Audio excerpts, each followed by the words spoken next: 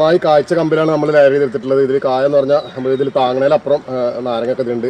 അപ്പോൾ ഇതൊക്കെ കൂടി ഇതിൽ നിർത്തി കഴിഞ്ഞാൽ നമ്മൾ തുമ്പിയെ കൊണ്ട് കല്ലെടുപ്പിക്കാന്നൊക്കെ പറഞ്ഞ നമ്മളൊരു അവസ്ഥയിലാവും. അപ്പോൾ ഈ തൈക്ക് താങ്ങാവുന്ന അത്ര നാരങ്ങ മാത്രം ഇതിൽ നിർത്തിയതാ. ആവശ്യമില്ലാത്ത കമ്പും ചില്ലിയൊക്കെ കട്ട് ചെയ്ത് കളഞ്ഞതിന് ശേഷം ഇത് അഴിച്ചെടുത്ത് നോക്കാം. നമുക്ക് എത്ര വേര് വന്നിട്ട് നോക്കാം.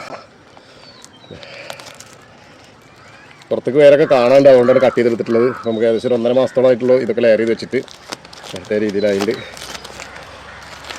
അടിപൊളിയായിട്ട് വേരും വന്നിട്ടുണ്ട്.